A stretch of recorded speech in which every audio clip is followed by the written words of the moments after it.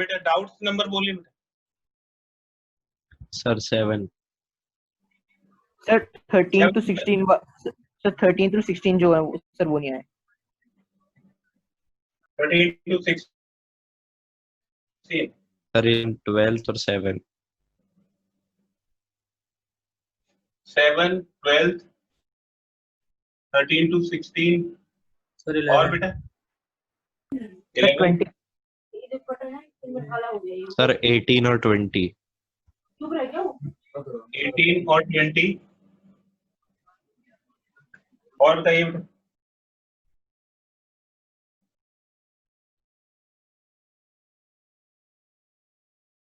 Sir 27 से 31। 27 to 31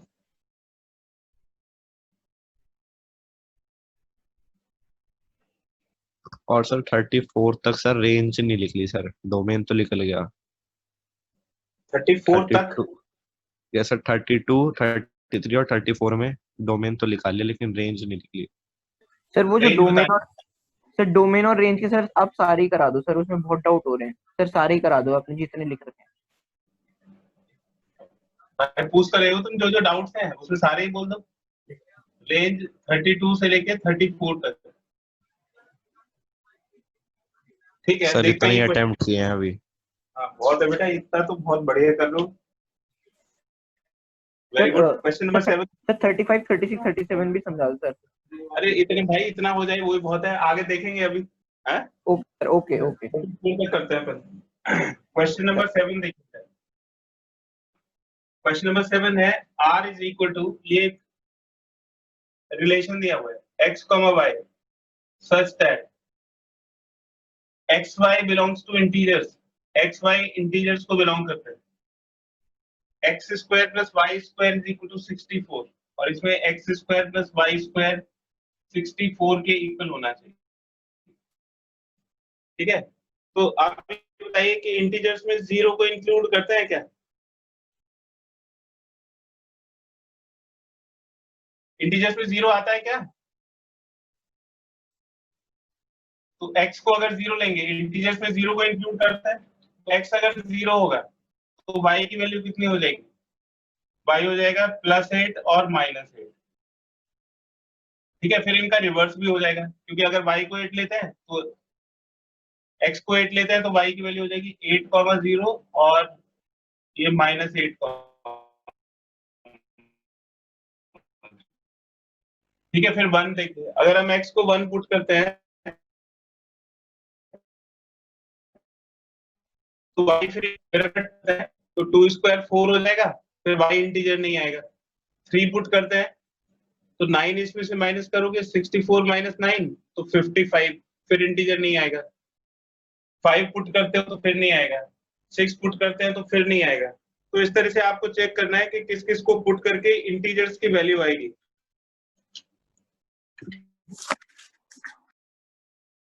ठीक है। तो आप बताइए कि और किसी तरह से आ सकता है क्या बेटा? 2 स्क्वायर्स का सम 64 और किसी के लिए नहीं हो सकता, है ना। तो ये रिलेशन बन गया 0,8 8,0 0, -8 और -8,0। बस ये इंटीग्रल वैल्यू इसको सेटिस्फाई करेगी। इसके बाद है क्वेश्चन नंबर 11। क्वेश्चन नंबर 11 है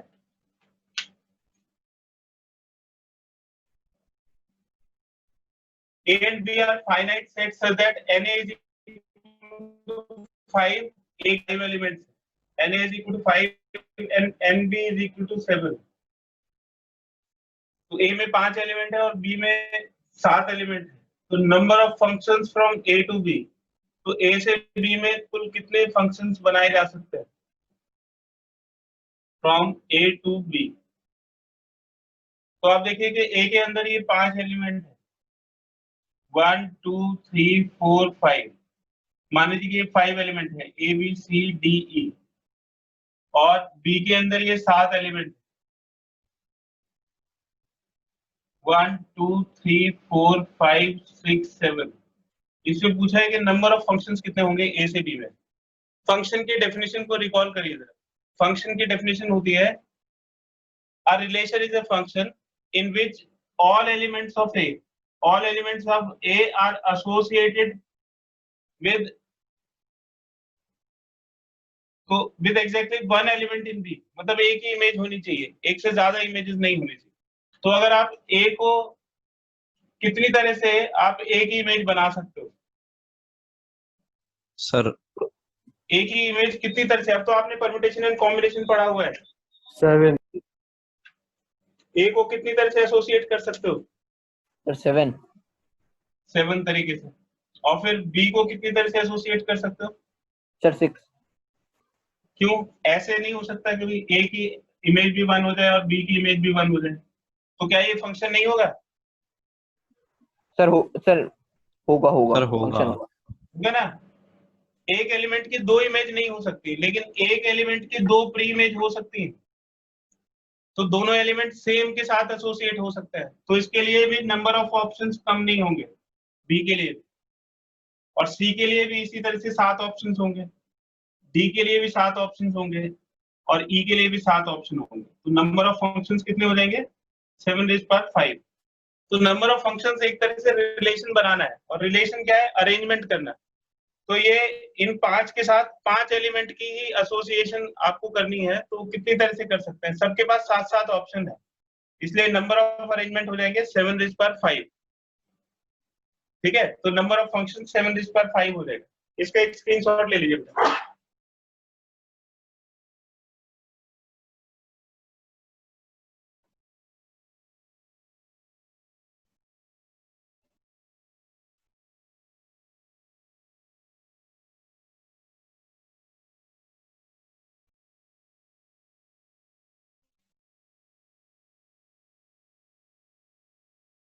क्वेश्चन नंबर 12 लिखने। क्वेश्चन नंबर 12 में fx की वैल्यू दे रखी है, fx is equal to x² minus 3x plus 1,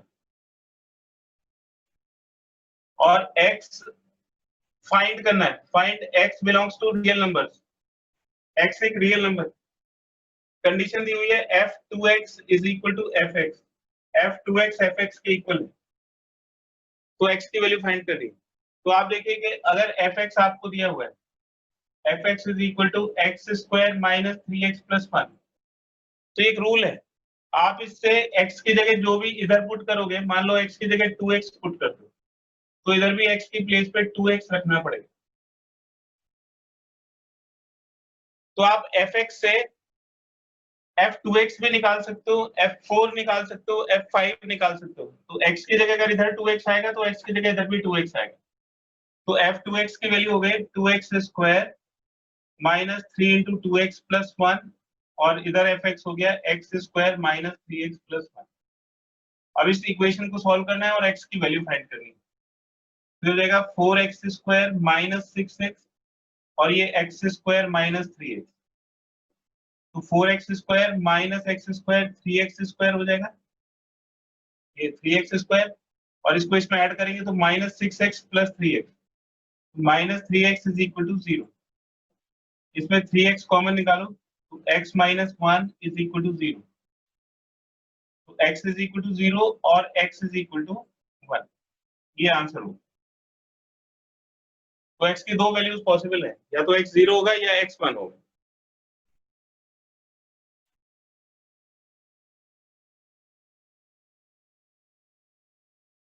question number 13 to 16। तो ये 13 टू 16 के लिए आपको ये गिवन है, फॉर क्वेश्चन नंबर 13 टू 16, उसके ऊपर इंफॉर्मेशन दी हुई है f एंड g भी two real valued functions, fx is equal to x given है, fx is equal to x, और gx is equal to modulus x given है। ये दो वैल्यूज दे रखी है। अब क्वेश्चन नंबर 13 में पूछा है कि f प्लस जी की वैल्यू कैलकुलेट करिए, f प्लस जी कितना हो।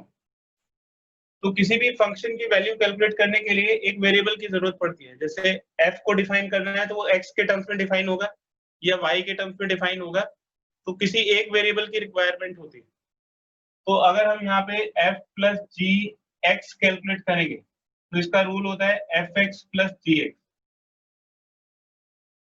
तो इसमें एफ एक्स की वैल्यू डाल दीजिए, एफ एक्स हो गया एक्स और जी एक्स हो गया मॉड्यूलस एक्स, तो इसकी वैल्यू हो गई एक्स प्लस मॉड्यूलस एक्स। अब इसको हम आगे भी सॉल्व कर सकते हैं। मॉड्यूलस एक्स की दो वैल्यूज पॉसिबल है, या तो ये एक्स के इक्वल होता है अगर एक्स ग्रेटर देन और इक्वल टू 0 होता है, और या ये माइनस एक्स के इक्वल होता है अगर एक्स लेस देन 0 होता है। ये मॉडुलस एक्स की डेफिनेशन है, ठीक है। तो modulus x is equal to x when x is greater than और equal to 0 and modulus x is equal to minus x when x is less than 0। तो इसकी दो वैल्यूज पॉसिबल है, 2x when x is greater than or equal to 0 and 0 when x is less than 0, ठीक है। फिर इसी तरह से f माइनस जी की वैल्यू पूछिए, तो 14th क्वेश्चन देखिए, f माइनस जी एक्स, तो ये हो जाएगा एफ एक्स माइनस जी एक्स। इसमें एफ एक्स की वैल्यू डाल दीजिए x और जी एक्स की वैल्यू मॉड्यूलस x। इसमें फिर x की वैल्यू या तो x होगी या x की वैल्यू माइनस x होगी। x तब होगी जब x ग्रेटर देन और इक्वल टू 0 होगा। मॉडुलस x आपको ये याद होगा x या माइनस x के इक्वल होता है। x के इक्वल तब होता है जब x ग्रेटर देन और इक्वल टू 0 होता है, और माइनस x के इक्वल तब होता है जब x लेस देन 0 होता है। तो ये x लेस देन 0 के लिए हो, तो ये हो गया 0 और ये हो गया 2x। 0 is for x is greater than or equal to 0 and 2x is for x is less than 0। ये f माइनस जी एक्स की वैल्यू होगी। इसका एक स्क्रीनशॉट ले लीजिए।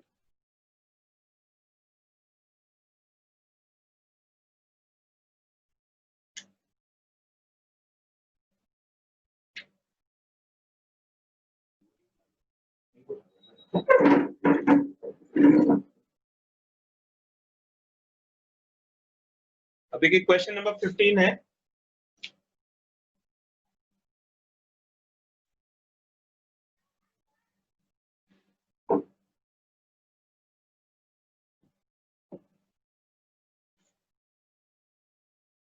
क्वेश्चन नंबर 15 है f into ji.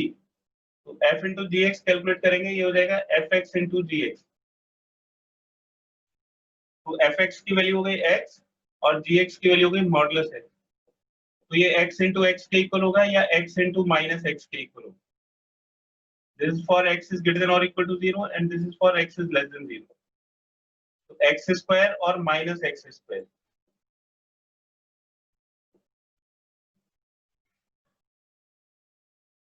Question number 16 f upon g, f upon g x is equal to f x upon g x, provided इसमें condition होती है कि जी एक्स 0 के इक्वल नहीं होना चाहिए, g x is not equal to 0। तो हो जाएगा x अपॉन modulus x and modulus x is not equal to 0, that is x is not equal to 0। तो x अगर 0 के इक्वल नहीं है तो ये हो गया x is greater than 0 के लिए, और ये हो गया x is less than 0।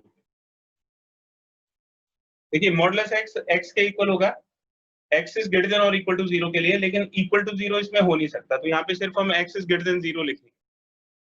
तो ये हो जाएगा x upon x 1 for x is greater than 0 and minus 1 for x is less than 0। तो इसमें मॉडुलस x के डेफिनेशन को बस याद रखना है। इसका एक स्क्रीनशॉट ले लीजिए।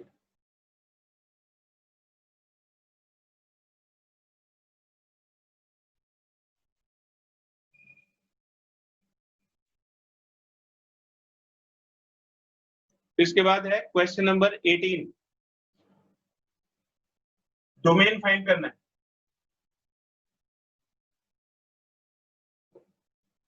डोमेन का मतलब है x की वैल्यूज का सेट जिसके लिए फंक्शन या y की वैल्यू रियल हो, यानी कि डिफाइंड हो। तो डोमेन कैलकुलेट करना है और फंक्शन दिया हुआ है f x is equal to under root x square minus 4। तो देखिए स्क्वायर रूट के लिए for f x to be defined, square root की कंडीशन होती है कि उसके अंदर 0 नहीं हो सकता है। तो एक्स स्क्वायर माइनस 4 उसके अंदर नेगेटिव नहीं हो सकता है। तो x square minus 4 should be greater than और इक्वल टू 0। अब इसमें क्वाड्रेटिक इनइक्वालिटी आ गई, तो क्वाड्रेटिक इनइक्वालिटी को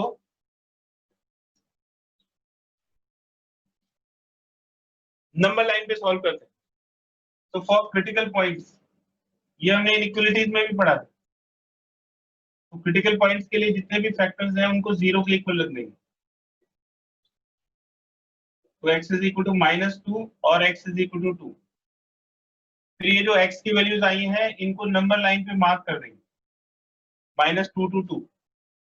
और इसमें हम इसका साइन चेक करेंगे, x² - 4 का। तो साइन ऑफ x² - 4 यानी कि x + 2 इंटू x - 2। ये ज्यादा आसान रहता है फैक्टर्स में चेक करना। तो -∞ से लेके -2 तक x की कोई भी वैल्यू अज्यूम करिए और उसको इसमें सब्स्टिट्यूट करके यहाँ पे साइन लिखना है। तो इस इंटरवल में -∞ से ले -2 के बीच में हमने एक वैल्यू सजेस्ट करी -3। तो फिर ये -3 + 2 नेगेटिव हो गया, -3 - 2 ये भी नेगेटिव हो गया। तो negative into negative is positive, तो ये वाली वैल्यू आ गई पॉजिटिव। यानी कि x की वैल्यू अगर -∞ से -2 के बीच में रहेगी तो ये जो प्रोडक्ट है ये पॉजिटिव रहेगा। फिर -2 पे 0 रहेगा, तो हमें इक्वल टू 0 भी चाहिए। तो हमें ये सारी वैल्यूज चाहिए जिस पे फंक्शन पॉजिटिव है और जिस पे फंक्शन 0 है। ये हमारा सोल्यूशन होगा। अब -2 से 2 के बीच में देखें, अगर हम -2 से 2 के बीच में 0 लेते हैं तो ये पॉजिटिव और ये नेगेटिव, तो पॉजिटिव इंटू नेगेटिव नेगेटिव हो जाएगा। नेगेटिव हमें चाहिए नहीं क्योंकि रिजल्ट ग्रेटर देन और इक्वल टू 0 होना चाहिए। तो ये जो वैल्यूज हैं x की, इन पे ये फंक्शन नेगेटिव होगा, तो इसलिए हमें ये वाली x की वैल्यूज नहीं चाहिए। फिर 2 पे 2 रखोगे तो ये पूरा 0 हो जाएगा, 0 हमें रिक्वायर्ड है तो 2 को इंक्लूड करेंगे। और 2 से आगे इस वाले इंटरवल में देखेंगे तो अगर हम 2 से आगे कोई वैल्यूज लेते हैं, जैसे 3 अगर हमने इसको लिया तो 3 + 2 पॉजिटिव और 3 - 2 भी पॉजिटिव, तो पॉजिटिव इंटू पॉजिटिव पॉजिटिव हो गया। यानी कि इस पूरे x की वैल्यूज के लिए ये फंक्शन पॉजिटिव हो गया। तो जो डार्क करा हुआ है ये इसका सॉल्यूशन हो गया। तो देयरफॉर x कहां से कहां तक होगा, therefore x belongs to -∞ to -2।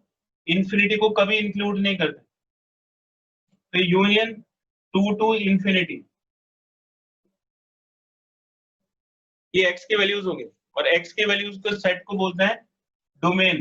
तो डोमेन हो गया, domain of f is equal to -∞ to -2 union 2 to infinity. ये 18th क्वेश्चन हो गया।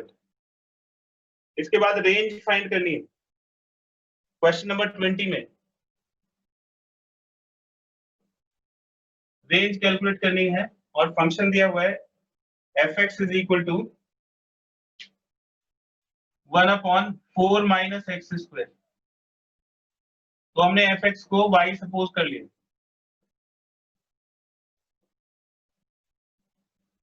जिस तरह से हम डोमेन के लिए x की वैल्यूज का सेट निकालते हैं, उसी तरह से रेंज के लिए y की वैल्यूज का सेट निकालते हैं।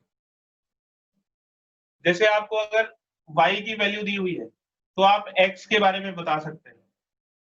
इसी तरह से अगर आपको y की वैल्यूज के बारे में बताना है तो आपको x की जरूरत पड़ेगी। जरा रेंज की डेफिनेशन को ध्यान से देखिए।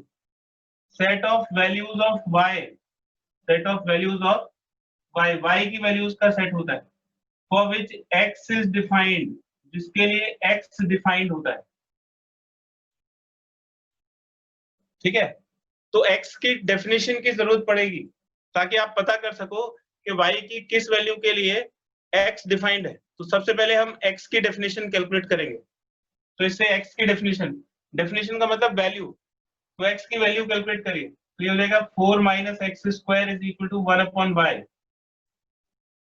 तो 4 - 1/y is equal to x² plus minus √4 - 1/y is equal to x, या plus minus 4y - 1/y is equal to x।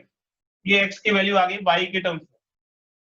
तो अब हम इसको देख के बता सकते हैं कि y क्या हो सकता है क्या नहीं हो सकता है जिसके लिए x डिफाइंड होगा। तो इसमें कौन कौन से फंक्शंस हैं, किस किस की कंडीशन लगेगी। एक तो अंडर रूट की कंडीशन लगेगी और एक फ्रैक्शन की कंडीशन लगेगी y के ऊपर। ठीक है, तो यहाँ पे हम लिखेंगे for x to be defined, x को डिफाइंड होने के लिए एक तो ये जो डिनोमिनेटर है इसमें जीरो नहीं होना चाहिए, तो y is not equal to zero, मतलब y जीरो नहीं हो सकता। और दूसरी कंडीशन है कि अंडर रूट के अंदर जो भी कुछ है वो ग्रेटर देन और इक्वल टू जीरो होना चाहिए। तो 4y minus 1/y should be greater than और इक्वल टू जीरो।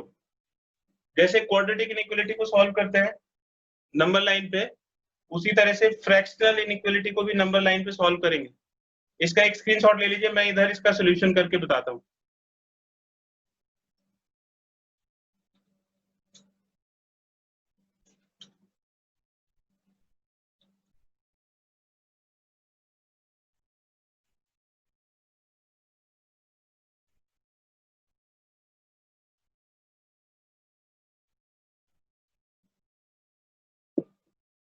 और देखिए इसको हम सॉल्व करेंगे फ्रैक्शनल इनइक्वालिटी को। ये हमने लीनियर इनइक्वालिटीज में भी सीखा था, 4y minus 1/y is greater than और इक्वल टू जीरो। तो क्रिटिकल पॉइंट्स निकालेंगे। और critical points 4y minus 1 is equal to zero, और y तो जीरो के इक्वल है नहीं, है ना। तो क्रिटिकल पॉइंट आ गया 1/4।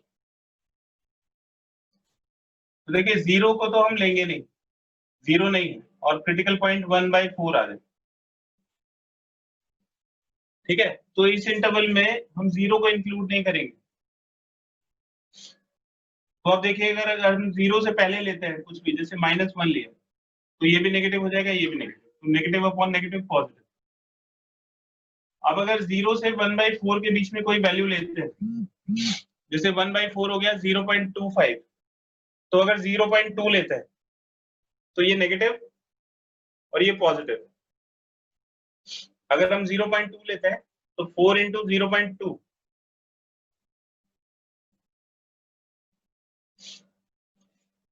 तो 0.2 पे 4 इंटू 0.2, ये 0.8 माइनस 1 नेगेटिव हो जाएगा, और ये पॉजिटिव, तो नेगेटिव अपॉन पॉजिटिव नेगेटिव हो जाएगा। और फिर अगर 1/4 के बाद लेते हैं, जैसे 1/4 है 0.25, इसके बाद 1 ले लीजिए, तो ये पॉजिटिव और ये भी पॉजिटिव, तो ये पॉजिटिव आ जाएगा। तो जीरो से पहले नेगेटिव, जीरो इंक्लूडेड नहीं है, फिर हमें इक्वल टू जीरो चाहिए, तो ये y इज इक्वल टू 1/4 पे इक्वल टू जीरो आ जाएगा। तो हमारा सॉल्यूशन एक तो ये होगा नेगेटिव वैल्यूज, और एक ये पॉजिटिव वैल्यूज होंगी जो 1/4 से बड़ी हैं, और ये 1/4 भी हम इंक्लूड करेंगे। ठीक है, तो y की वैल्यू क्या हो जाएगी, therefore y belongs to -infinity to 0, zero included नहीं है, फिर उसके बाद 1/4 से लेके इंफिनिटी तक 1/4 इंक्लूडेड है। तो y की वैल्यूज को सेट को रेंज बोलते हैं, तो रेंज हो जाएगा -infinity to 0 union 1/4 to infinity.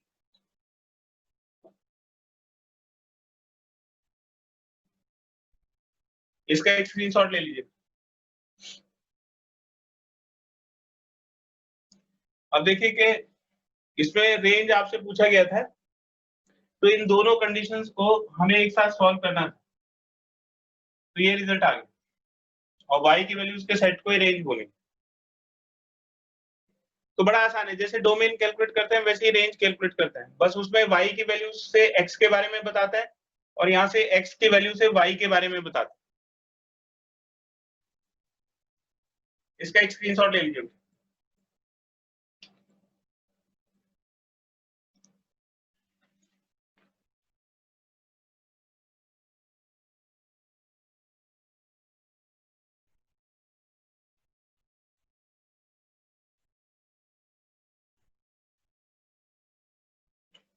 फिर इसके बाद है 27 से लेकर 31 तक।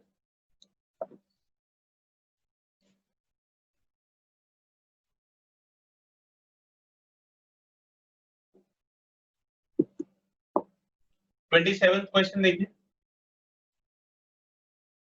इसमें ये दिया हुआ है f(x) is equal to x square,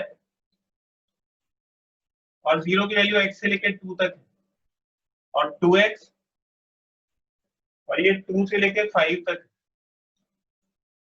और फिर gx की वैल्यू दे रखी है, gx दिया हुआ है x square for x is 0 to 3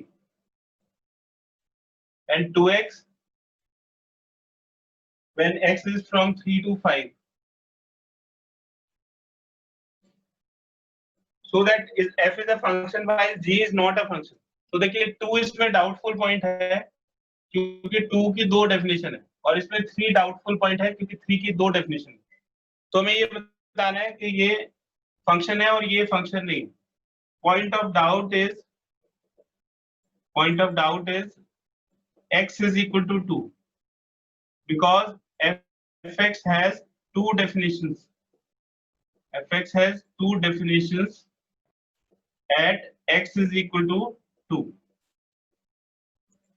तो fx अगर x स्क्वायर है तो उस पे 2 की वैल्यू कितनी होगी, यानी कि 4. और fx अगर 2x है तो उस पे f2 की वैल्यू कितनी होगी, 2 into 2 ये भी 4. तो because f2 is equal to 4 only, so therefore f is a function. तो 2 की एक यूनिक इमेज आ रही है, 2 की सिर्फ एक ही इमेज है 4, तो इसका मतलब ये फंक्शन है. इसी तरह से यहाँ पे जो पॉइंट ऑफ डाउट है वो x is equal to 3 है. Point of doubt is x is equal to 2 and x is equal to 3 because fx has two definitions at x is equal to 2 and x is equal to 3. और देखिए पहली definition से fx is equal to x square से f3 की value निकाली, तो ये 3 square हो गया 9. और फिर fx is equal to 2x से f3 की वैल्यू निकाली, तो हो जाएगा 2 into 3 और 2 into 3 हो गया 6.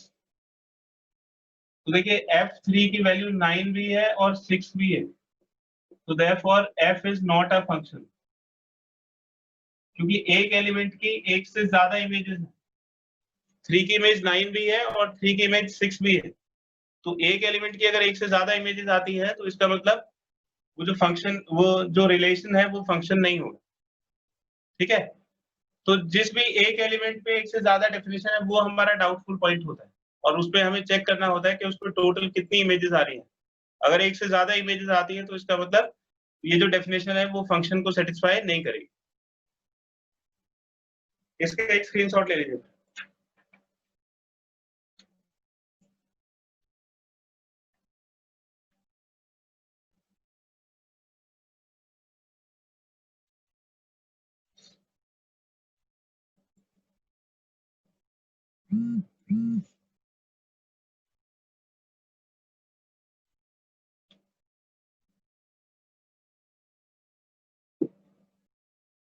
नेक्स्ट क्वेश्चन देखिए, क्वेश्चन नंबर 28. डोमेन और रेंज फाइंड करनी है. डोमेन और रेंज दोनों ही कैलकुलेट करने हैं और फंक्शन दिया हुआ है fx is equal to 2x minus 3 minus 3. तो पहले डोमेन कैलकुलेट करते हैं. अच्छा आप बताइए कि ये जो फंक्शन दिया हुआ है उसमें x क्या नहीं हो सकता है, मतलब मॉडुलस फंक्शन किसके लिए डिफाइंड नहीं है.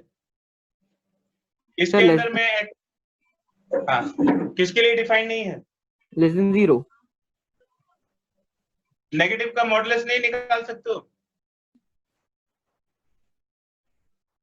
अभी नेगेटिव का मॉडुलस कितना होता है, जैसे -3 है तो इसकी वैल्यू कितनी होगी, 3. तो नेगेटिव का तो निकलता है मॉडुलस, मतलब नेगेटिव हो सकता है. तो x लेस देन 0 हो सकता है. और बताइए कि इसमें x क्या नहीं हो सकता है.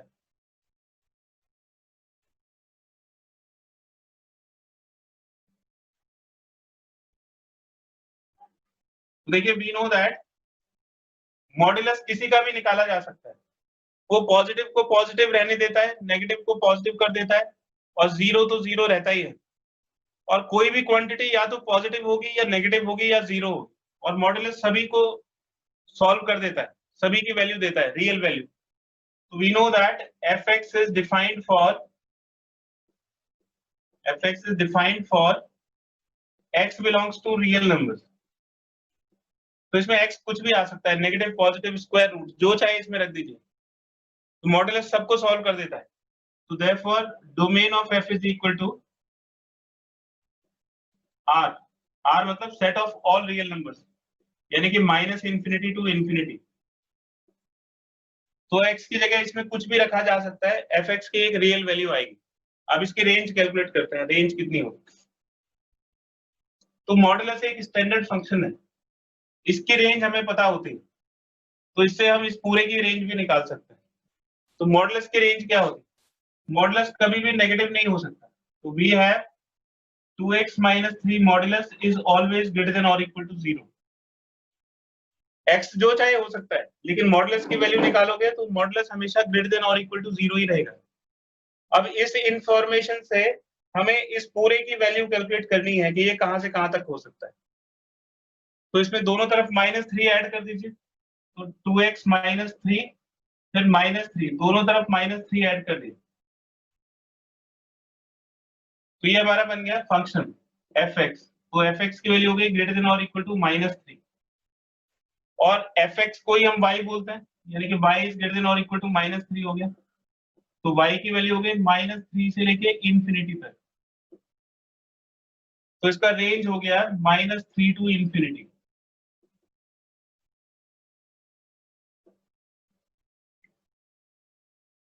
ठीक है, तो इसकी जो डोमेन है वो कुछ भी हो सकता है, ऑल रियल नंबर्स, और जो रेंज है वो -3 से लेके इंफिनिटी तक होगा।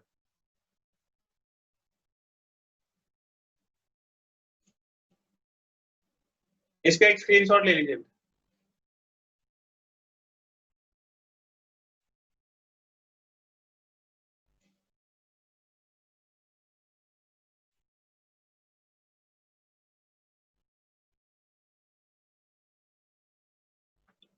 Twenty nine, draw the graph of greatest integer function.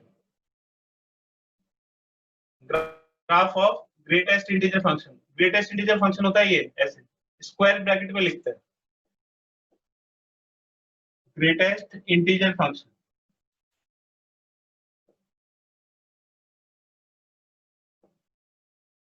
तो देखिए x की वैल्यू अगर मान लीजिए कि 0 से लेके 1 तक है, 0 से 1, तो f x की वैल्यू हो जाएगी 0। तो ये जो ग्रेटेस्ट इंटीजर फंक्शन है ये इंटीजर लेफ्ट हैंड साइड वाले इंटीजर को इंक्लूड करता है, जैसे ये 0 है और ये 1 है, 1 इसमें इंक्लूडेड नहीं। तो ये जो 0 से लेके 1 तक की वैल्यू होंगी, ग्रेटेस्ट इंटीजर फंक्शन की डेफिनेशन होती है कि this is closest to integer which is on left hand side of number line. तो इसके लेफ्ट हैंड साइड में जो इंटीजर होगा उसकी वैल्यू के बराबर होगा, यानी कि x की वैल्यू अगर 0 से लेके 1 तक होगी तो fx की वैल्यू 0 होगी। इसको ग्राफ में कैसे ड्रॉ करेंगे? ये देखिए x जो है वो 0 से लेके 1 तक है, ये x 0 से लेके 1 तक, और 0 है। जैसे ही x 1 हो जाएगा, ये फिर 1 से लेके 2 तक, 2 इसमें इंक्लूडेड नहीं है, 1 इंक्लूडेड होगा, ये सिचुएशन बनेगी। 1 से तक 1 इंक्लूडेड है, 2 इंक्लूडेड नहीं। तो इसकी जब वैल्यू निकालोगे तो लेफ्ट हैंड साइड वाला इंटीजर आएगा, यानी कि इसकी वैल्यू 1 आएगी। तो 1 से लेके 2 तक fx की वैल्यू 1 रहेगी, तो ये fx हो गया 1, यानी कि y हो गया 1, और x ये 1 से लेके 2 तक जाएगा, 2 अभी नहीं है।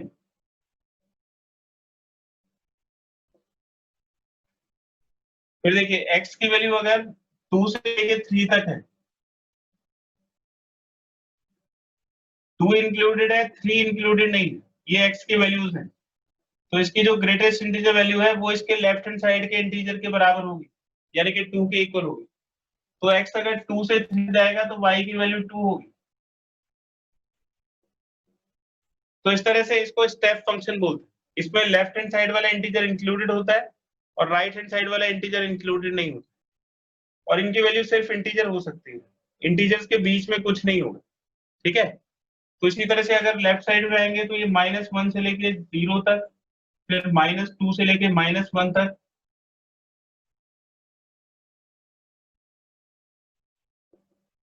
इस तरह का इसका ग्राफ बनता है। तो इसमें देखिए x तो सब कुछ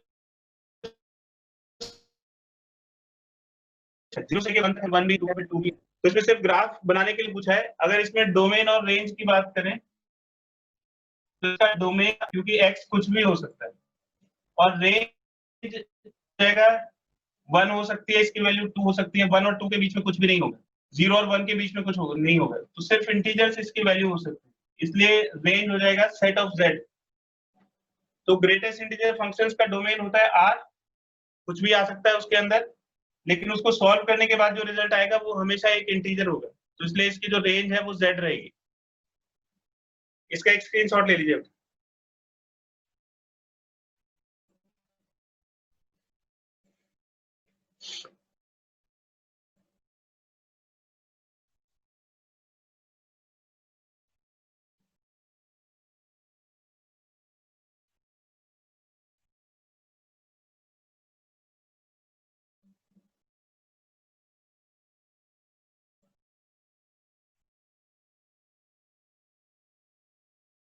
क्वेश्चन नंबर 30 देखिए, क्वेश्चन नंबर 30 है, फंक्शन रियल नंबर से रियल नंबर्स के ऊपर और कांस्टेंट फंक्शन है, यानी कि f(x) की वैल्यू 2 दी हुई है for all x belongs to real numbers. तो इसका ग्राफ बनाना है, और डोमेन रेंज निकालनी है। सर इस सिंबल का मीनिंग क्या होगा जो आपने fx इक्वल टू 2 के बाद लिखा है? फॉर ऑल, ठीक है, ये जो सिंबल होता है, ये v को बीच में से क्रॉस कर दो, ये फॉर ऑल, मतलब जितने भी x रियल नंबर्स होंगे उन सभी के लिए f(x) की वैल्यू 2 रहेगी, मतलब x को जो चाहे इसमें पुट करो ये 2 ही रहेगा, y 2 ही रहेगा, ठीक है। तो देखिए x तो कुछ भी रखो, y की वैल्यू हमेशा 2 रहेगी। तो f(x) इज इक्वल टू 2 का क्या मतलब हुआ? f(x) इज इक्वल टू 2 का मतलब हो गया y इज इक्वल टू 2, क्योंकि हम y को ही तो f(x) लिखते हैं, और आपको ये 10th में आपने बनाया होगा y इज इक्वल टू 2 का ग्राफ इस तरह से बनता है। तो इसमें देखिए x तो कुछ भी हो सकता है, अगर आप इस वाले पॉइंट को देखेंगे तो ये अगर 1 है तो ये हो गया 1,2, ये अगर 2 है तो ये हो गया 2,2, तो x तो कुछ भी हो सकता है ना, y की वैल्यू सिर्फ 2 है, तो इसलिए इसका डोमेन क्या होगा? क्योंकि x कुछ भी हो सकता है तो डोमेन हो गया सेट ऑफ रियल नंबर्स, और रेंज हो गया 2। ऐसे सेट में लिखेंगे क्योंकि ये सिर्फ एक सिंगल वैल्यू होगी 2, तो y की वैल्यू सिर्फ 2 रहेगी, x की वैल्यू कुछ भी हो सकती है। तो इस वाले एक्सिस पे सिर्फ ये 2 है, y इज इक्वल टू 2, और इस एक्सिस पे कुछ भी हो सकता है, x इज इक्वल टू 0 से 1 के बीच में x की सारी वैल्यूज हैं, फिर 1 से 2 के बीच में x की सारी वैल्यूज हैं, तो x कुछ भी हो सकता है, y सिर्फ 2 रहेगा। इसका एक स्क्रीनशॉट ले लीजिए।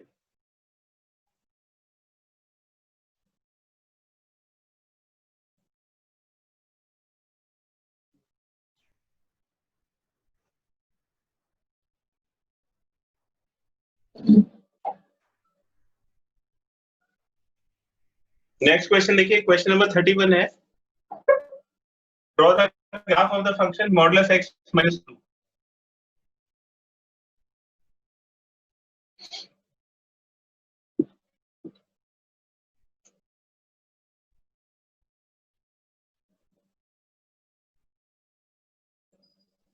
f(x) is equal to modulus x minus 2 दिया हुआ, तो हमने f(x) को y सपोज कर लिया,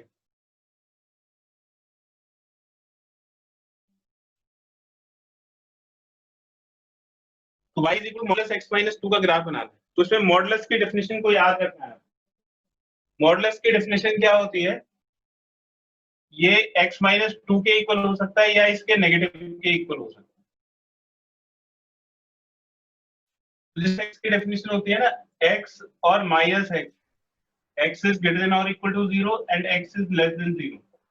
तो बस यहाँ पे क्या हो गया, ये x की जगह x माइनस 2 आ गया, तो ये यहाँ पे जहां जहां पे x लिखा हुआ है, जिस जिस पॉइंट पे x लिखा हुआ है उसको आपको x माइनस 2 लिखना है, तो ये x की जगह x माइनस 2 आ जाएगा, फिर यहाँ भी x की जगह x माइनस 2 आ जाएगा, और यहाँ पे भी x माइनस 2 आ जाएगा, तो ये हो जाएगा x minus 2 and minus x minus 2, this is x is greater than और equal to 2 and this is x is less than 2। तो अब इसका ग्राफ बना, तो this is the combination of two straight lines. एक स्ट्रेट लाइन तो हो गई y is equal to x minus 2, और दूसरी स्ट्रेट लाइन हो गई y is equal to negative of x minus 2। तो इसमें दो स्ट्रेट लाइंस बनानी है, और जो स्ट्रेट लाइंस है वो कंडीशनल है। कंडीशन क्या है, यहाँ पे x ग्रेटर देन और इक्वल टू 2 होना चाहिए और यहाँ पे x लेस देन 2 होना चाहिए। तो देखिए ये x इज इक्वल टू 1 हो गया, ये x इज इक्वल टू 2 हो गया। ये लाइन मैंने बना दी x is equal to 2, x is equal to 2 की लाइन हो गई। इससे इस तरफ जाओगे तो x इज ग्रेटर देन 2 होगा और इससे इस तरफ आओगे तो यहाँ पे x इज लेस देन 2 होगा। तो इस वाली लाइन के जो डॉटेड लाइन बनाई है इसके इस तरफ ये वाली इक्वेशन बनेगी y is equal to x plus 2 और इसके लेफ्ट साइड में ये वाली इक्वेशन बनेगी y is equal to minus of x minus 2। तो देखिए इस तरफ हम ये ड्रॉ करते हैं, y is equal to x minus 2 को ड्रॉ करते हैं। तो अगर हम x को 2 या 2 से बड़ा लेना है, अगर x को 2 लेते हैं तो y आएगा 0। तो ये हमें एक पॉइंट मिल गया 2,0। फिर 2 से आगे चलते हैं, इस तरफ नहीं आ सकते क्योंकि कंडीशन है कि x 2 से बड़ा होना चाहिए। x को अगर 3 लेते हैं तो 3 माइनस 2 1 आ गया, तो ये x इज इक्वल टू 3 और ये y इज इक्वल टू 1। ये पॉइंट हो गया 3,1 और इन दोनों को ज्वाइन कर दीजिए तो ये लाइन बन जाएगी y is equal to x minus 2। ये वाली लाइन इस तरफ नहीं आ सकती, ऐसे इसलिए नहीं आ सकती क्योंकि इसमें कंडीशन है कि x 2 या 2 से बड़ा होना चाहिए, मतलब उसके उस तरफ ही रहेगा। x इज लेस देन 2 के लिए हम ये वाली लाइन बनाएंगे y is equal to negative of x minus 2 और इसमें x की जो वैल्यूज है वो 2 से कम रहेंगी। तो 2 से कम हमने 1 ले लिया और 2 से कम हमने 0 ले लिया। तो अगर हम 1 इसमें सब्स्टिट्यूट करते हैं तो 1 माइनस 2 माइनस 1 इंटू माइनस तो प्लस 1 हो जाएगा, तो 1,1।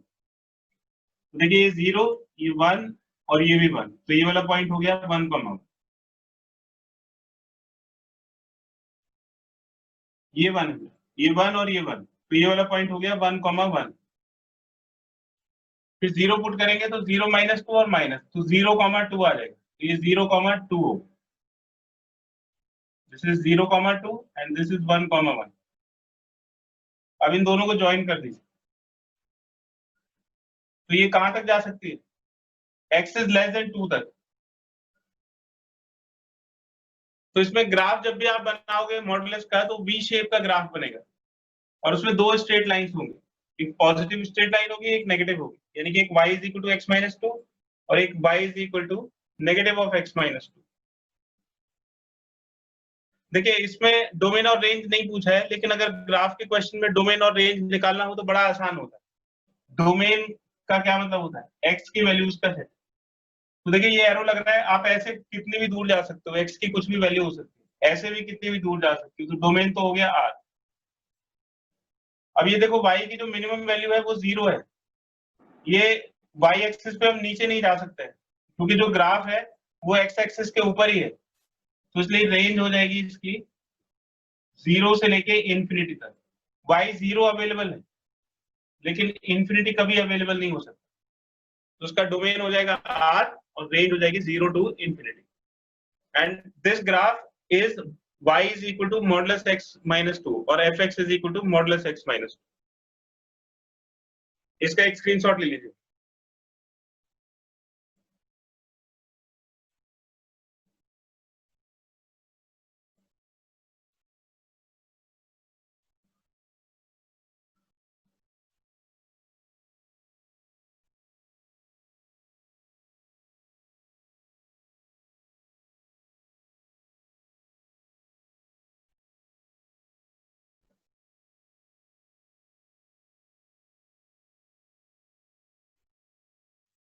अब देखिए 32 से लेके 34 तक डोमेन और रेंज कैलकुलेट करना है। क्वेश्चन नंबर 32 देखिए, fx is equal to modulus x square plus 4 है, तो fx को हमने y अज्यूम कर लिया, y is equal to modulus x square plus 4। इसका डोमेन कैलकुलेट करते हैं, तो y is defined for under root की कंडीशन लगाएंगे, x square plus 4 should be greater than or equal to। अब देखिए एक्स स्क्वायर तो कभी नेगेटिव हो ही नहीं सकता है ना, तो ये हमेशा ग्रेटर देन और इक्वल टू 0 ही रहेगा, x की वैल्यू जो भी चाहे हो। तो x belongs to real numbers. तो x को आप यहाँ पे कुछ भी रख दो, ये हमेशा पॉजिटिव ही रहेगा। तो therefore domain is equal to set of all real numbers, यानी कि यहाँ पे x को कुछ भी रखा जा सकता है, y की वैल्यू हमेशा डिफाइंड होगी, नॉट डिफाइंड नहीं आएगी।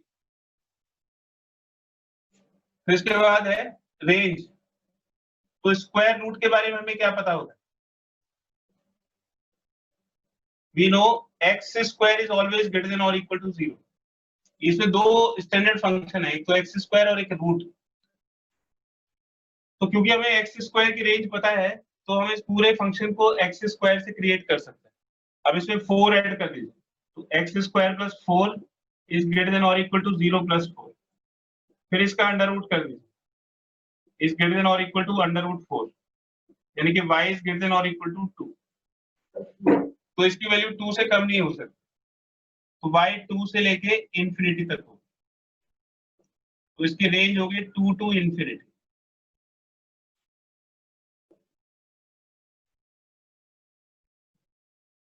क्वेश्चन नंबर 33 देखिए। क्वेश्चन नंबर 33 है fx और y। तो fx को मैंने y लिख दिया, y is equal to x plus 1 upon x plus 2, x plus 1 upon x minus 2। इसका डोमेन और रेंज, तो डोमेन के लिए इसमें फ्रैक्शन की कंडीशन लगेगी, y is defined for x minus 2 is not equal to 0, therefore x is not equal to 2।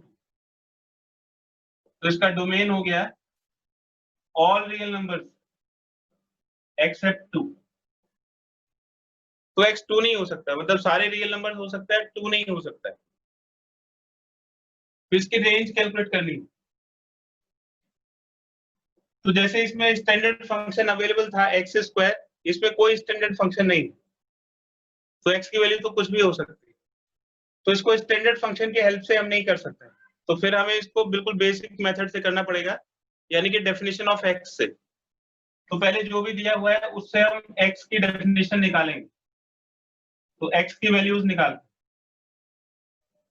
Cross multiply कर दिया, फिर x वाले टर्म्स एक तरफ ले आए, फिर x को कॉमन निकाल लिया, ये y minus 1 is equal to 2y plus 1। तो x हो गया 2y plus 1 upon y minus 1। ठीक है, ये x की वैल्यू हो गई।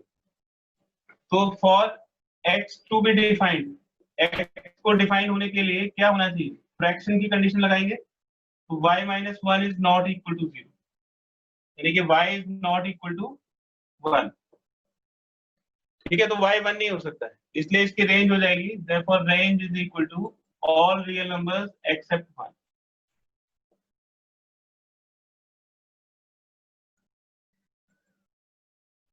इसका एक स्क्रीनशॉट ले लीजिए बेटा।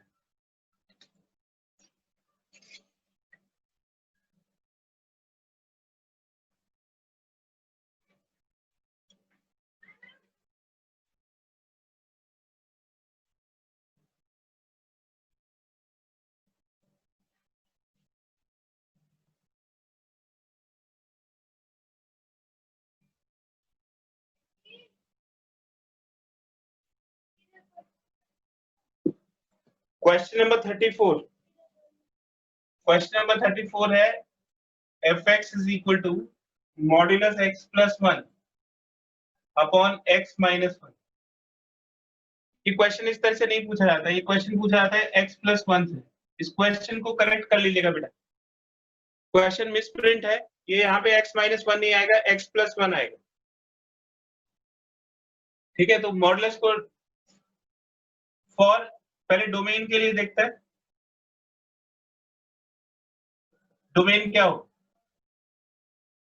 fx is defined for x plus 1 is not equal to 0। fx या y के डिफाइन के लिए डिनोमिनेटर में 0 नहीं होना चाहिए।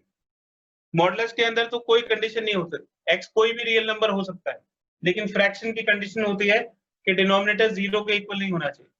Therefore x is not equal to -1, so therefore x belongs to all real numbers except -1। तो इसका डोमेन हो गया all real numbers except -1। Range calculate करते हैं, तो y is equal to fx को हमने y अज्यूम कर लिया, तो y is equal to modulus x plus 1 upon x plus 1। अभी जो मॉडुलस है इसको रीडिफाइन करते हैं। मॉडुलस की वैल्यू या तो x प्लस 1 के इक्वल होगी या नेगेटिव ऑफ x प्लस 1 के इक्वल होगी।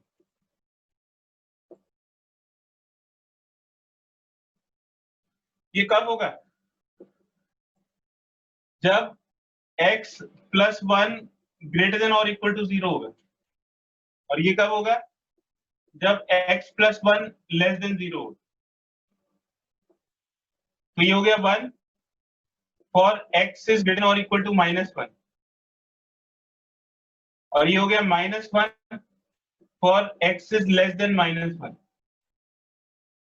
अब क्योंकि जो डोमेन के अकॉर्डिंग x -1 तो हो नहीं सकता, तो इसलिए 1 for x is greater than -1 and -1 for x is less than -1 because x is not equal to -1। ठीक है, तो इसमें इक्वल का केस नहीं आ सकता, तो इसलिए इक्वल का केस हटा दिया। x अगर -1 से बड़ा होगा तो y की वैल्यू 1 आएगी, और अगर x -1 से छोटा होगा तो y की वैल्यू -1 आएगी। तो इसकी y की सिर्फ दो वैल्यूज हो सकती है, तो therefore range is equal to या तो 1 इसकी वैल्यू हो सकती है y की, या -1 हो सकती है। ठीक है, तो सिर्फ दो एलिमेंट होंगे, या तो y इज इक्वल टू 1 होगा या y इज इक्वल टू -1 होगा, इसलिए रेंज हो जाएगा 1, -1।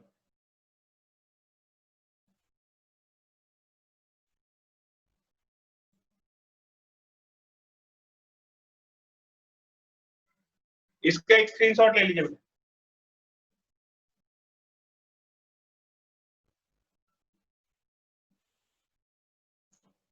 तो इसके बाद देखिए क्वेश्चन नंबर 35।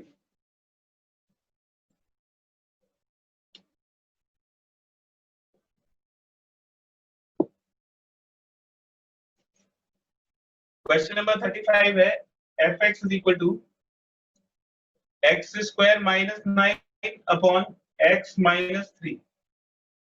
इसका डोमेन और रेंज कैलकुलेट करना है। तो डोमेन के लिए देखिए fx इज डिफाइंड फॉर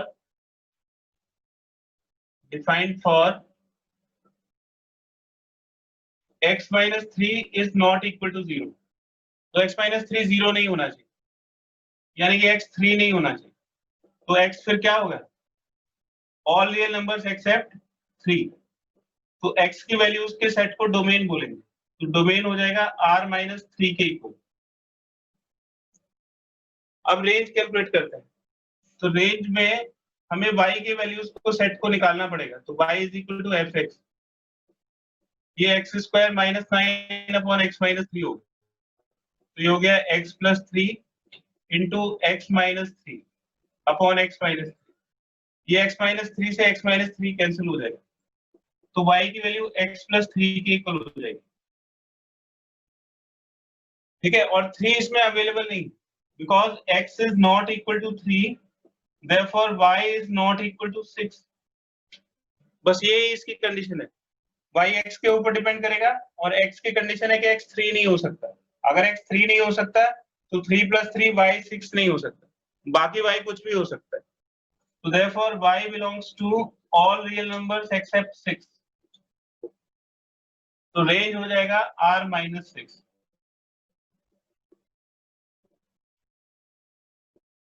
एक बारी लास्ट पार्ट वापस समझा दो सर। देखो इसको फैक्टराइज किया, हमें y की वैल्यू को इस सेट को निकालना है कि y क्या से क्या हो सकता है। तो इसको फैक्टराइज किया, ये x + 3 और x - 3, a² - b² की आइडेंटिटी लगा, तो x - 3 इससे कैंसिल हो जाएगा, x + 3 बचेगा। अब देखिए अगर ये कंडीशन इसके साथ नहीं होती है x is not equal to 3, तो इससे ये पता लगता है कि x अगर रियल नंबर है तो y भी कोई भी रियल नंबर हो सकता है, लेकिन इसमें कंडीशन है कि x 3 नहीं हो सकता। अगर x 3 नहीं होगा तो y 6 कैसे होगा? तो x अगर 3 नहीं है तो y is not equal to 6 हो जाएगा। ये आ रहा है समझ में? नहीं बेटा, क्योंकि y Yes, sir, आ 6 रहा है। नहीं होगा। तो ये हो गया ऑल रियल नंबर्स एक्सेप्ट 6। तो रेंज हो गया R-6।